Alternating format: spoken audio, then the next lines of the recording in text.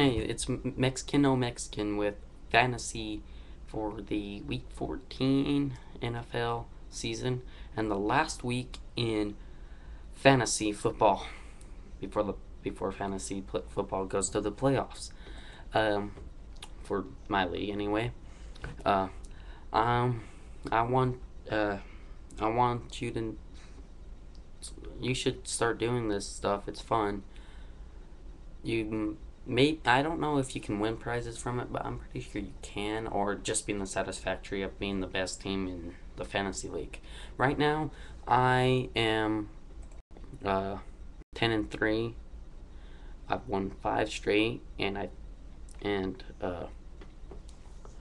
am hoping to win 6 straight. Uh, my winning streak started with a good start.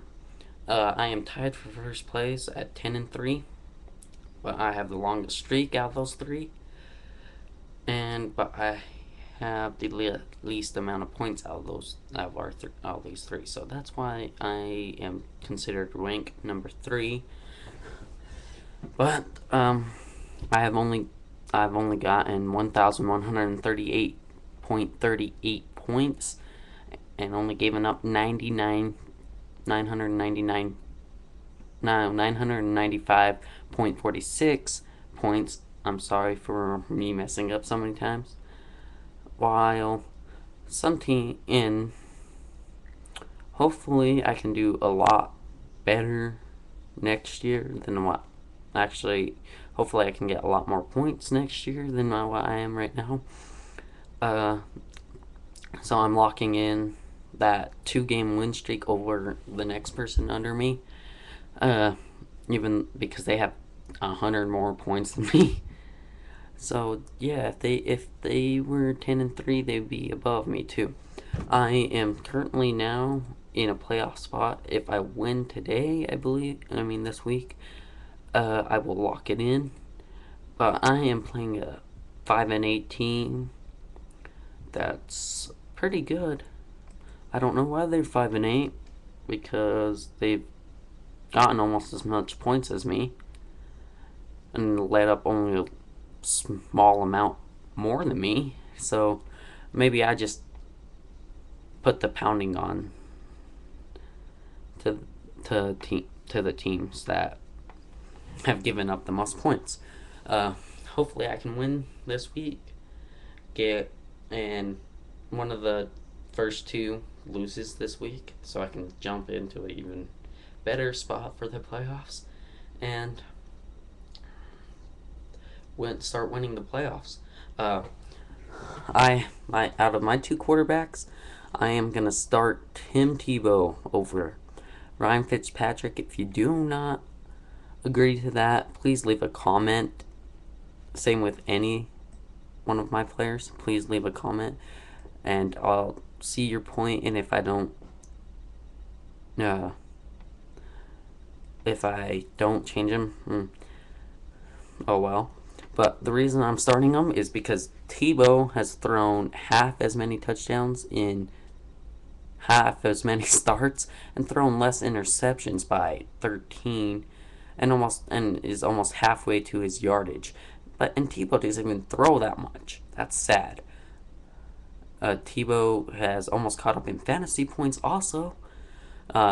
He's also rushed for more touchdowns than Ryan Fitzpatrick, gotten more 2-point conversions, and has the same amount of fumble losses. So, if it wasn't for Ryan Fitzpatrick's 20 touchdowns, if it was like 17, Tim Tebow would be leading him in fantasy points for my team. For my actually I have 3 running backs in right now. One's Willis McGahee. He's averaging at least 17 points a game. I will find out so you'll know if you and the next one's Marshawn Lynch. So, and he did really good for me last week. Gotten 26 points for me last week. That was amazing. Hopefully he can do it again against the St. Louis Rams.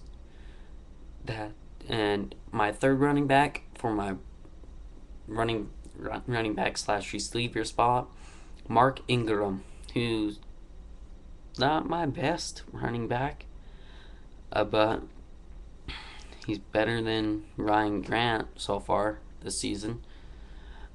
I'm thinking about putting Deshaun Jackson there, but I don't know because Deshaun Jackson I think is still suspended, or he's not going to get a lot of playing time next week. I mean this week against the Miami Dolphins. Uh, but I'm watching the practices for Mark Ingram and Willis McGahee because they're starting, and also Eddie Royal and Tony Gonzalez. Those are my benched. Those guys are benched, but still, if I can play them, I'd rather, because Tony Gonzalez is doing more better than the tight end I have in right now, and actually, I do not want Eddie Royal because he has not put up so much points for fantasy. But uh, here's my receivers. My receivers is Johnny Knox, receiving 675 yards and has 2 touchdowns. So, and I'd rather play him than the diva Deshaun Jackson. Sorry, Eagles fans, but he's being a diva right now. And Brandon Lloyd, 713 yards and 4 touchdowns. My leading receiver on the team, unless you count tight ends as receivers, which is sad because Tony Gonzalez is leading everybody. And I'd rather play him than anybody else. And for my kicker, I am playing my only kicker, Neil Rackers. He's made 34 PATs, made 12, 20 through 29-yard field goals, 5 from 30 to 39-yard field goals, 2 from 40 to 49-yard field goals, and 3 from 50 or further, which is amazing for my kicker. I am glad that he can make 50-yard field goals because those are important for my team, for any team. And then I'll go to my defense. My defense is the Denver Broncos defense playing Chicago. I'm pretty sure they will have a good game. Like, since Jay Cutler's out and their Caleb Haney's just starting out, and then the Bills are playing San Diego, and San Diego, if they play like last week, Buffalo's not going to have a good defensive game. So, and also, Denver has 33 sacks to Buffalo's 17, has less interceptions, 9-16, more fumble recoveries by 6 fumble recoveries for Denver, 7 for Denver, 6 for Buffalo. Buffalo has 1 safety, Denver has none. Both of them have 3 touchdowns. Denver has 2 returns for a touchdown. I'm pretty sure that's like a punt return, but I'm not sure. And Denver's allowed the least amount of points out of those 2. Denver's also, I think Denver's projected to do pretty good for this. So let's see. And then I'll tell you the projections for my team. As soon as this loads up, Tim Tebow is projected to put 17.38 points on. That's pretty good for him. And he's playing a defense, and they're playing the Chicago defense, which has led up a lot last week. Well, not a lot last week. Led up enough for a win last week, and that's all that matters for me. If they can let up 1 or 2 touchdowns for Tebow, that'll be great. Willis McGahee is supposed to be projected 8.6 points, which I can see against Chicago's good defense. Marshawn Lynch is at, projected 25.5 points against the St. Louis Rams. Johnny Knox is projected to have 10.2 projected yards against Denver, which I don't see that happening somehow. I see like 9.6 points. Brandon Lloyd, 7.9 points against Seattle is projected. And Anthony Hernandez, I think his name is projected to have 12.5 points. Mark Ingram's supposed to have 6.6 projected points. Neil Rackers is supposed to have 10 points. And the Broncos defense is supposed to have 7 points projected. I really want to put in Tony Gonzalez, but I don't know if he's gonna play or not. Ryan Grant, I might put in since they're playing Oakland, and the Broncos Oakland game I watched, they gave up almost 300 yards rushing. Go Denver.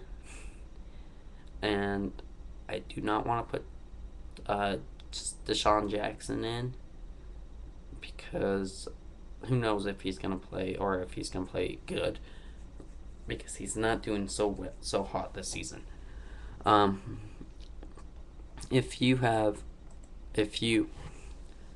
don't agree, or if you say if you think I need to play someone else besides my starters, please leave it in the comments. I will read them, and if I see your point and you change my mind, I will put them in there. But if I don't agree, don't be so hearted. It's my team, not yours. If it was your team, I'd so listen to you.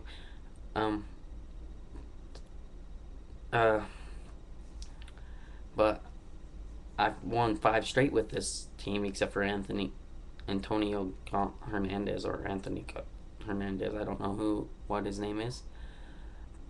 But hopefully I can win 6 straight and get very good place in the playoffs, and maybe win the championship. I hope I do. If not, oh well, I didn't win it last year. I came in 2nd place.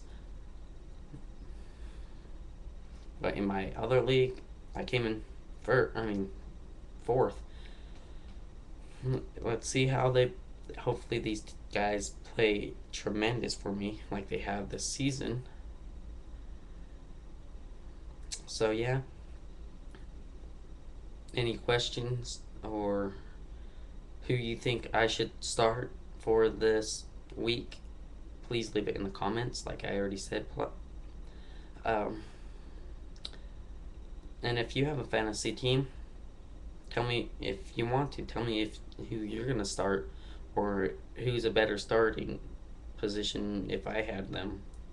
Tebow, or let's say Christian Ponder, if you have him. Or if you think I have a good team, please leave that in the comments. And please leave some comments who I should add for the playoffs, and who I should drop out off of my team. And I'll read those, and if I agree with you, I will drop them or add them. Trust me, I'm all about winning. Who isn't these days, right? So see you next time, because this is Mexican with fantasy football.